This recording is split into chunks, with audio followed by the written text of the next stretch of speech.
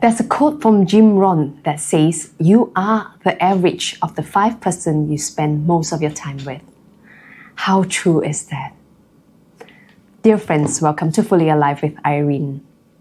The quote indicates that our friend does matter because the amount of time that you spend with the person, with a group of people, does influence the outcome of your life, does influence the attitude of your life. We know we live in a broken world. This is a reality. Everywhere we look, there are needs.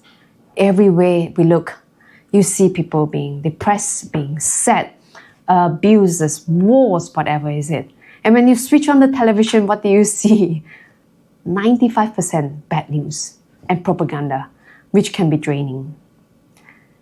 So those kind of things, living in the real world, and who you spend most of your time with, does determine whether you are energized or energy is sucked out of you in some way, whether it's life-giving or it's life-sucking.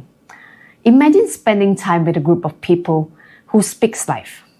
Yes, the world is like this. We know this is the reality, but we have hope in Christ. So this is the way we're going to live, living in hope, proclaiming the goodness of God. Or the other group of people, the other extreme would be like, oh, life is so difficult. It's like, what's the point of trying? I think it's an easy choice to choose, right? Who do you want to surround your life with? You want somebody who energizes you. You want people to help you to live your dream, to help you to live big, not people who keep you small.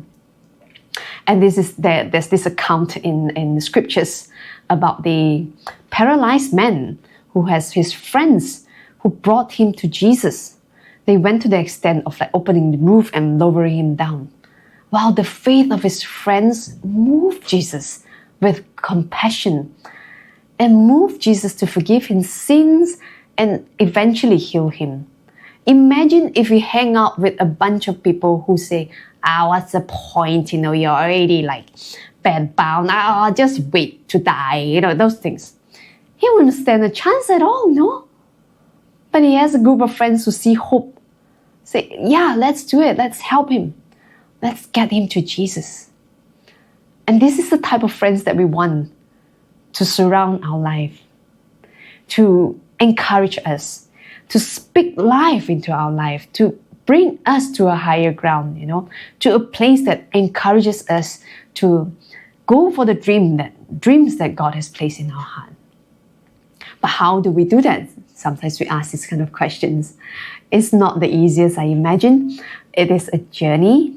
And sometimes you're stuck with people that are like, they're constantly sucking life out of me. And how do we increase the influence of good in our life? So for that, dear friends, I invite you to stay tuned for the coming episodes that I'll talk more about this, on the practical ways to set healthy boundaries, to be firm and to build up your identity as the beloved. So if you would like to, I invite you to subscribe to my channel and spread this news to your friends.